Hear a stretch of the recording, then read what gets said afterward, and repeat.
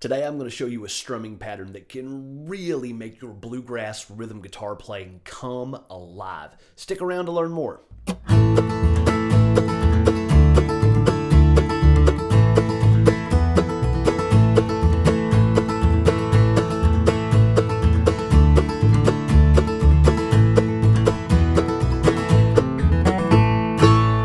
Hey there, it's Aaron Jackson coming to you today. So for years, I completely neglected my bluegrass rhythm guitar playing. And the reason was because I was like, y'all, I've been spending all day learning, learning Tony Rice solos.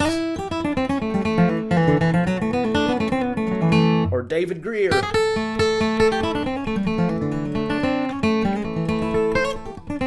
I've just been spending all of my time learning this really fancy, really difficult lead stuff, so why would I bother with working on something simple like strumming chords? Man, how freaking clueless. So if you're watching this video, you know that bluegrass rhythm is important, and it's probably more important than even playing lead. So what I wanted to share with you today was a pattern that someone sat me down and showed me years ago that really made my bluegrass rhythm guitar playing come alive. And it really is just one strumming pattern, and it can have a huge difference in your rhythm playing. So if you'd like to get the tabs for this lesson, hit the video description and the top pinned comment, and I will send it to you for free. Okay, so without further ado, let's just jump in here and learn the pattern. So I've got the capo on the 2nd fret. I'm going to be playing a G shape here, and I'm using the old Tony Rice G. I just love the way that sounds on this guitar. And so the pattern, the strumming pattern is going to be this. We're going to do...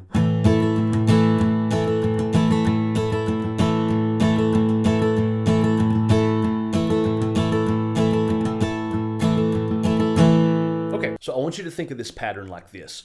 Boom, chuck-a, boom-a-chuck. Boom, chuck-a, boom-a-chuck-a. Okay, booms and chucks, man. But let's do that again. So we'll do boom, chuck-a, boom-a-chuck. Boom, chuck-a, boom-a-chuck.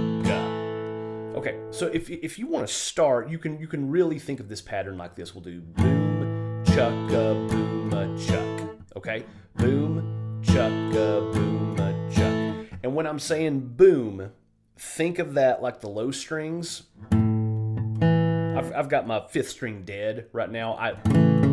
Just a lot of times I like leaving that major 3rd out whenever I'm playing like a bluegrass G like this. It's just a preference. But think of the boom like the bottom 3 strings and the chuck as like the high 3 strings. Okay, boom, chuck. So we're going to do like boom, chuck.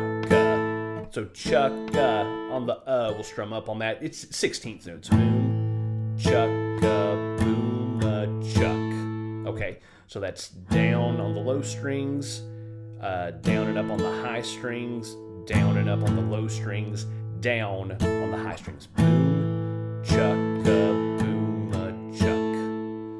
Okay? So start there. Get that much of the pattern down. Boom, chuck, boom, chuck. Okay? Boom, chuck, boom, chuck. Okay? Boom, chuck.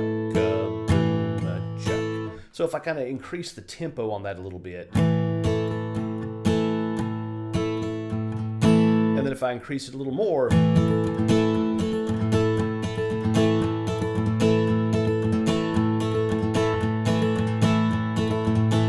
okay. So really, that's like the first half of the strumming pattern. And what we're going to do to kind of complete one whole strumming pattern here is I'm gonna do that twice, but at the end, instead of ending on a chuck, I'll do a chucka. It feels so goofy saying this, but so we'll do boom, chucka, boom, chuck, boom, chucka, boom, chucka. Okay, boom, chucka, boom, chuck, boom, chucka, boom, chucka. Okay, again, speeding it up a little bit here.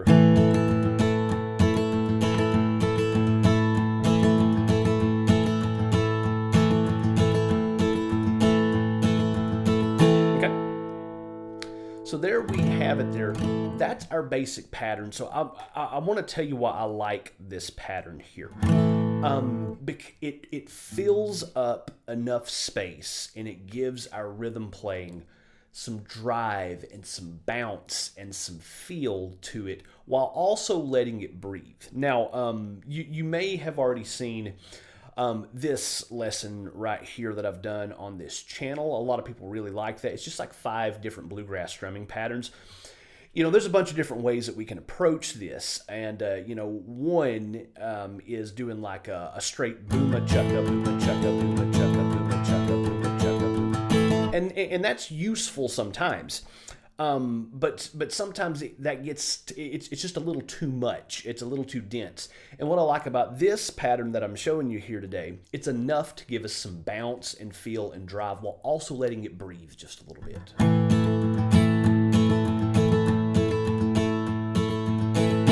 Okay, so now that I've kind of explained this pattern here to you, told you why I like it, why it works, let's do this. I want to play this in context. I'm just going to play this. I'm just going to be strumming our, it's an A chord, but it's a G shape here. With a Strum Machine backing track, we're just going to hang out on this A chord. But I want to contrast this pattern first with like a straight boom chuck rhythm. So let's hear how that straight boom chuck rhythm sounds here.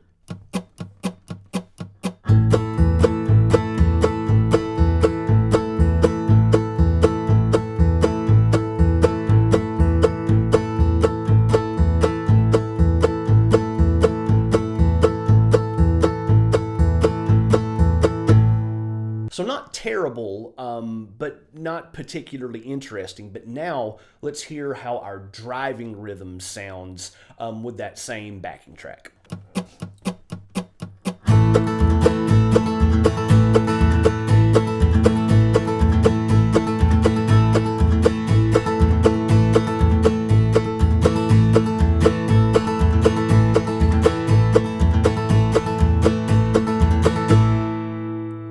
You hear the difference? I really hope that you can hear how this driving rhythm gives it drive, gives it bounce, and gives it some feel there, and really helps you to lock in and really catch the groove of the song there, okay? So again, that's...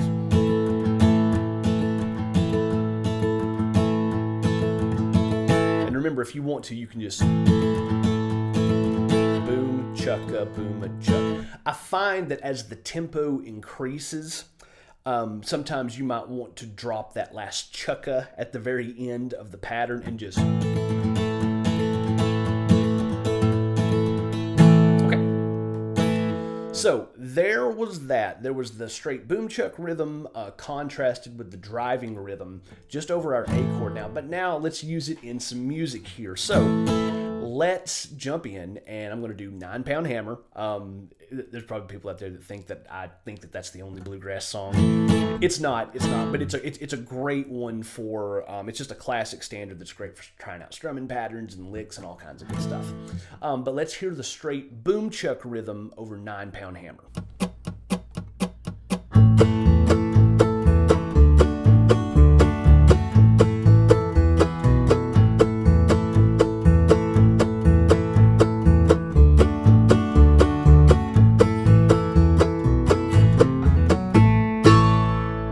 Not bad, but not particularly interesting. So now let's hear our driving rhythm in the context of 9-Pound Hammer.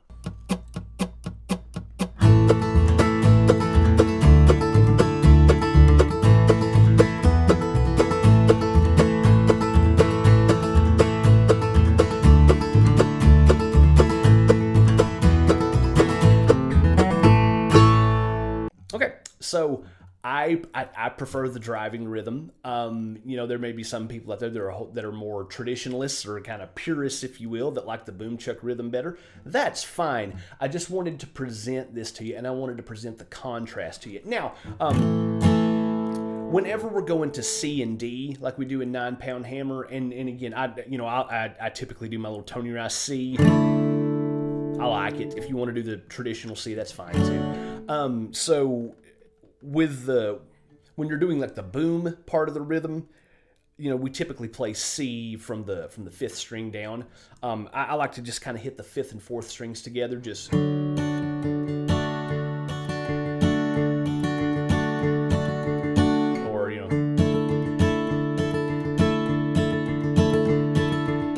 that's fine to do. And then with D, I typically just kind of hit the 4th string for my boom part of the boom, chuck, boom, a chuck, a boom, chuck, boom, a chuck, a boom, chuck, a boom, chuck, boom, a chuck. Typically. One of the things with rhythm is that accuracy isn't as important as overall feel is. Now, when we're playing leads and we're playing solos and fiddle tunes, you want to make sure that your playing is really accurate and really clean because it's important. But when we're doing rhythm, if you're over a D and sometimes you hit an extra string like the 5th or the 6th, that's okay. Or when you're... if sometimes you don't get those chuckas perfectly clean, that's not that big of a deal. What's important is the overall drive, the rhythm, the feel, and the pulse of it. So anyway, I just wanted to throw that out there as well. But anyway, remember, do that. On the 5th string, whenever you're doing the boom part of the rhythm, I like to just...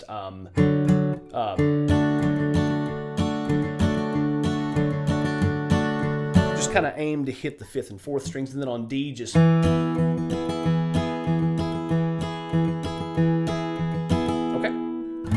So there we go. So there it was in 9-Pound Hammer. Let's do it in a fiddle tune now. And so what we're going to do for this part is I'm just going to do the A part of Red Haired Boy. So let's listen to how that sounds with just the straight boom chuck rhythm.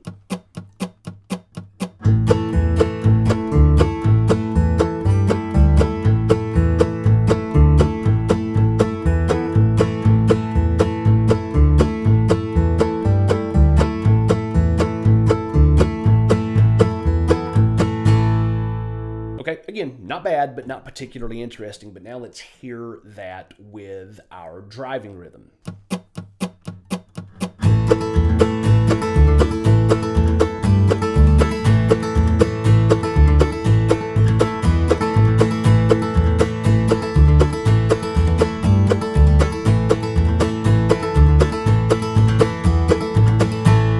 Okay. Pretty cool. And again, you may be out there and you might like the boom chuck rhythm better, and that is fine. But I wanted to present this one here to you because it's just, man, getting in if you ever get in like a jam session with, like a really good, bass player and mandolin player and banjo player, and you can really lock in this kind of rhythm, really sounds great and really fills out the sound of the ensemble. Okay, so one other variation on this driving rhythm that I had to talk about in this video is, this is kind of my default, we'll call this the fast driving rhythm. So if you're ever, playing with like a banjo player and they kick off some tune like, Train 45 or Shenandoah Valley Breakdown or Blackjack or Pike County Breakdown or one of those, and they just kick it off at the speed of light, this is my go-to rhythm, and it's going to go like this. We're going to do boom, chugga, chugga, chuck, boom, chugga, chugga, chuck, boom, chugga, chugga, chuck, boom, chugga, chugga, chuck. Okay, so we'll do boom on these low strings, and yes, I did go ahead and bring up the capo to the 4th fret. So boom, and then chugga, chugga, chuck. I'm not doing any more booms in that strumming pattern. Boom, chugga, chugga, chuck. Boom, chugga, chugga, chuck. Okay, so when you're playing that kind of slow, it sounds sort of weird, but as you...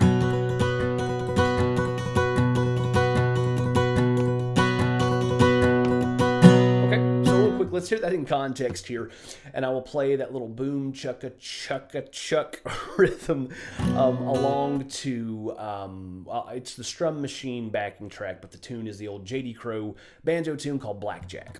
1, 2, 3, 4.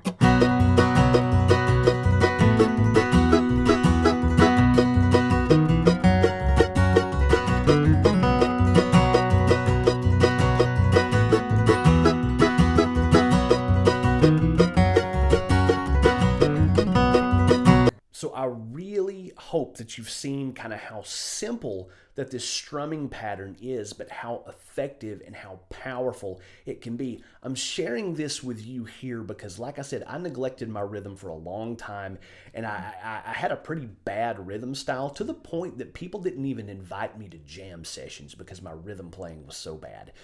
And then one day I had somebody kind of sit me down and show me this pattern, and I started using it, and it really, really, really improved my rhythm playing. It made playing bluegrass just a lot more fun. Other people wanted to play with me more, and it was just a really, really, really cool thing. So I wanted to share this here with you today. Remember, you can hit the video description and the top pinned comment to get the tabs for this, and check out some of these videos right here if you'd like to go a little bit deeper in bluegrass rhythm guitar. As always, thank you for hanging out, and I'll see you next time.